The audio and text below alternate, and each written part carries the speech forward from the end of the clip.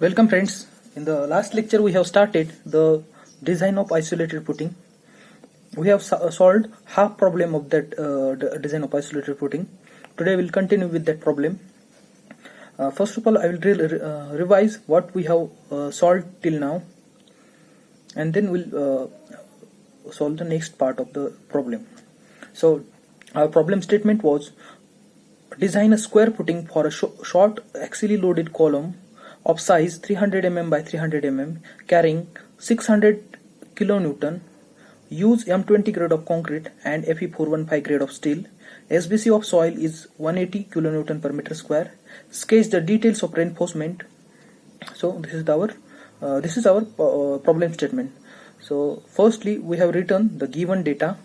In that we have written the load, which is 600 kilonewton, size of column is 300 by 300 mm, SBC is 180 kilonewton per meter square. They have also told that told to use the M20 grade for concrete and Fe415. So that's why Fy will be 415 Newton per mm square and FCK will be 20 Newton per mm square. So after that we have found out the size of footing by considering the square footing. Load on the column P is given to us, so that's why as they have not given the self weight of footing, because the dimension of footing are not known till now, so that's why we need to assume the weight of self weight of footing. So that's why we have assumed self weight of footing as 10% of axial load. So that's why we have calculated the self weight of footing. So it was 60 kilonewton, 10% of P. P is 600 kilonewton, so that's why it will be 60 kilonewton. So total load coming on footing is P, which is external load coming from column, and P1 is self weight. So 600 plus 60, it is 660 kilonewton. After that we have found out the area of footing A.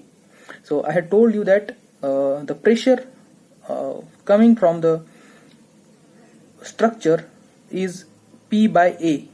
P is nothing but P plus P1 here. So this is extra pressure coming due to the external loading of structure or loading of structure, and this is bearing capacity of soil. So if this should be equal or this soil capacity is greater, then the structure will be stable.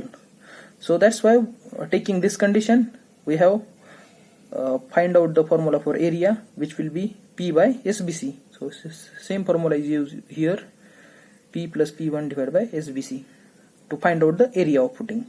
So that's why it was 660 divided by 180. So it is 180. No point is there here. It's 180. Okay. So it was the ratio came 3.67 meter square. Then we have considered square footing. Then we have found out the sides of footing, that was 1.91 meter. So we have rounded it off to get the whole number. So that's why we have taken footing, or we have assumed the footing of 2 meter by 2 meter size. After that, in the second step, we have calculated the net soil pressure at ultimate load with a factor load 1.5 P is given by. Means we have calculated the net soil pressure. In this we have used the factored load. Factor load is calculated by multiplying the total load by 1.5. So 1.5 P will be factored load. So this factor load divided by area of footing will give us the pressure which is coming due to the structure. Okay, so we have calculated that pressure. It was 0.025 Newton per mm square. We have substituted this value and simplified it. After that we have found out the depth of footing. Depth in the third step. Depth of footing can be calculated by 2 or 3 ways in which one can calculate the depth of footing by bending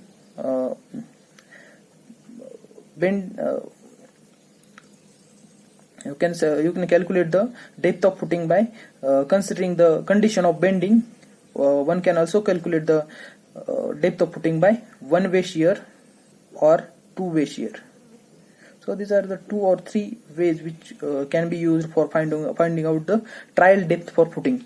But if you find the depth by bending, it will give lesser value, which will not mostly satisfy the criteria of one-way shear. So that's why if you are calculating or if you are finding the bending depth by bending criteria, then you have to increase the depth of footing when you will calculate by this criteria.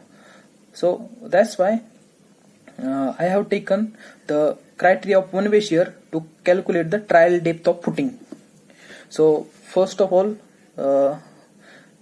depth from one-way shear. I have assumed 0.2% steel according to IS 456. Then I have calculated the value of tau c for 0.20 percentage of steel. This table of PT versus tau c is given in IS 456. So value of 0.15 value for 0.15 was 0.28. In value of tau c was 0.28. For 0.25 value of PT, it was 0.46. So we have to compute, or we have to interpolate the value of 0.20. So I have interpolated here like this. You have to equate these two ratios and you will get value of x, which is tau c. It was 0.32. Then we have calculated VUC, that is the shear force, resisting shear force developed in the concrete, and this is the shear force which is coming due to the external loading.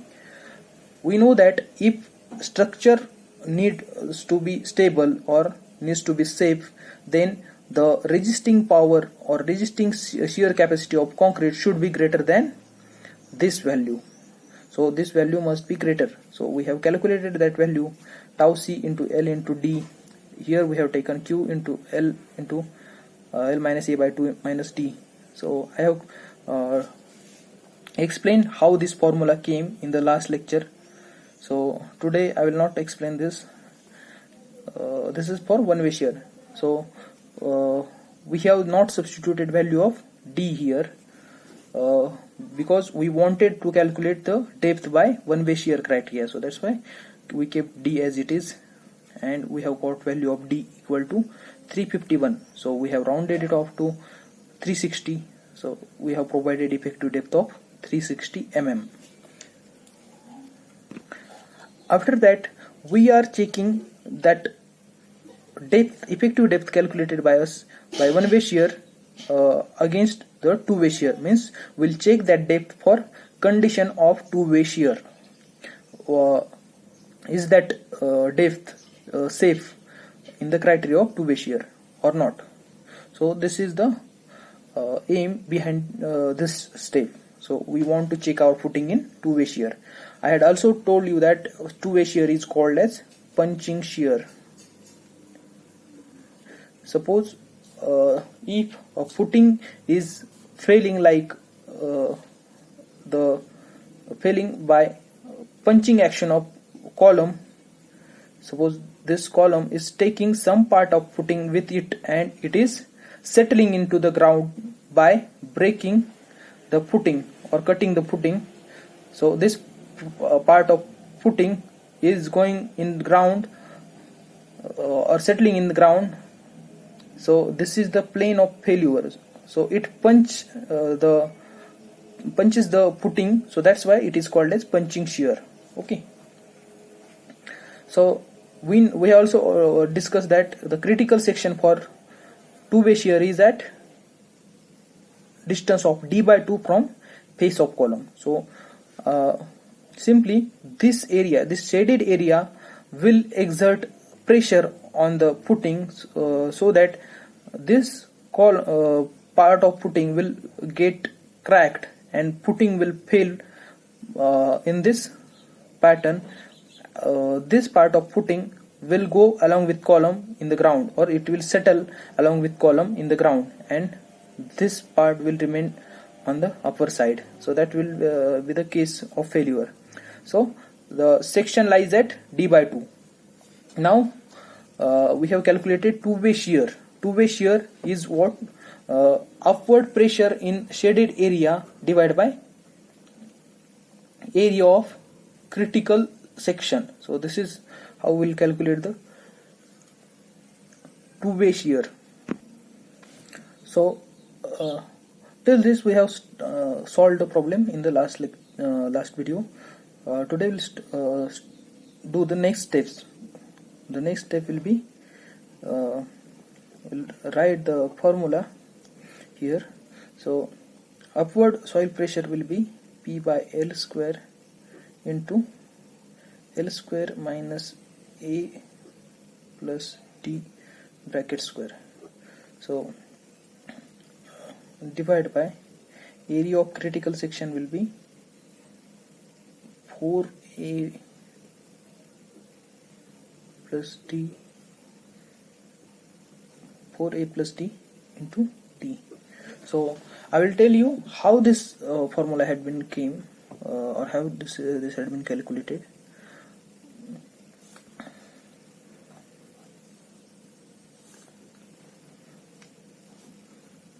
Now if you want to calculate the shear stress over the total area, so you will just multiply the pressure with area of footing. So that's why here P by L square into L square. So it will give P, total load on the footing. But we want to calculate the load or the pressure exerted by this part only. So we have to deduct this area from the total. So that's why L square minus this part will be deducted. So this part is nothing but A plus this D by 2 and this D by 2. We want to deduct this part from total area. So that's why we'll take this length. This length is A plus D by 2 plus D by 2. So that will be A plus D. So that's why we have written A plus D here. So we are so it is also square. So the area of this square will be, one side of this square is A plus D. This is A and this is half D by 2, half D by 2. So that will be A plus D. So area of this square will be A plus D bracket square. We have to deduct this area from total area. So you will get this shaded area. Okay. So that is how we will calculate the pressure, upward pressure inserted in shaded pressure in shaded area. Okay. Now we know that if this is the side view of footing, the column will punch the footing by breaking or cutting this area. So if this is column, this is footing, column need to cut this area to deform the footing or to make the failure. So we have to calculate this area, means this area of footing, vertical area. Okay. So to calculate the vertical area, we have to calculate the perimeter and the depth of footing. So depth of footing is D, perimeter will be, this side is A plus D. So that's why the perimeter of the total area, this area will be 4 into A plus D, 4 into A plus D into total depth. It will give the vertical area which will be cut under the failure condition. So that's why we have taken this area. Okay. Area of critical section, that is area of critical section. Now if you calculate the calculate this by substituting the values, you will get 0.843 Newton per mm square. Here you have to write the value as 660. Then here L is 2, here L is 2, A is 300, 300. We will convert that in meter, or we'll use all the values in mm. So here we have to take 2000, here we have to take 2000, here 300. Here we have calculated the depth as, the depth was 360 I think. So here again 4 into 300 plus 360 into 360. So this is how we'll substitute the value and you will get this answer. Okay, cross check the answer by substituting these values. Now we'll find out the permissible shear stress, or maximum shear stress.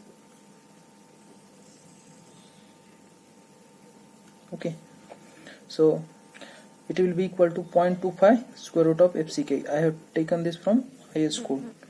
So 0.25 IS 456 20 1.118 Newton per mm square. So this is the value of permissible stress. So stress permitted is again greater than the stress coming on the footing. So that's why this footing is safe in two-way shear. So we'll write as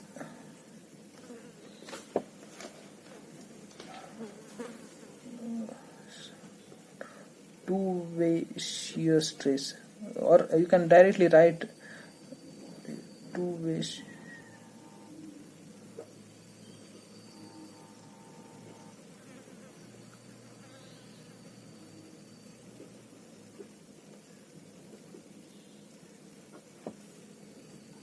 loading is less than permissible value,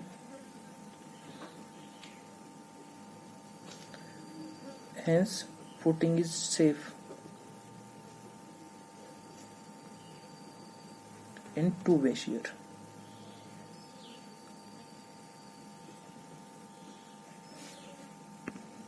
Next step will be to take the check for, step 4 will be to take the check for bending. As we have calculated the depth from one-way shear criteria, it should be always safe in bending, but for the clearance we should check that moment at the face of the column. In order to calculate the bending moment, we have to consider this portion of footing from the face of column. This part of footing will create the bending moment. So we'll take the pressure coming from this part. So P by L square is pressure on total footing into L, that's this length, and which will give us the uniformly distributed load. And then we have taken this as, now here we have to calculate the bending. So this portion is L minus A by 2 into, this is like L minus A by 2 into L minus A by 2 by 2. So this is how if you are taking the moment of UDL, how will you calculate? Suppose at this point you have to calculate the moment, then you will calculate like this: W into X by 2. So in the same manner we have calculated this. So this 2 into 4, 2 into 2 4, 4 into 2 8. So that's why we have written here 8. So like this formula has been made. So if you substitute value of PL here, LA here, you will get the result as 162.56 into 10 raised to 6 Newton per mm. Sorry, no, it is moment, so it will be Newton mm. So this is the answer which we will get after the substitution. Next step 5 will be of area of steel.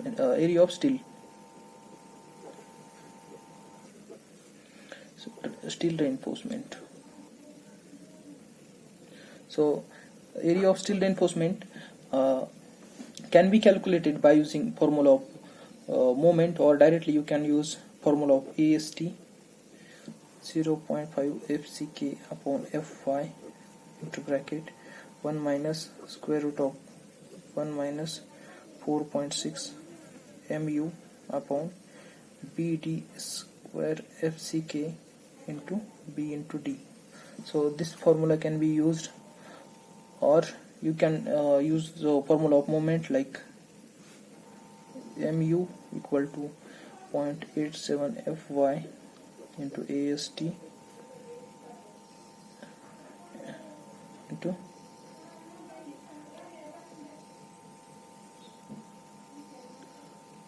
D into 1 minus AST into Fy divided by D into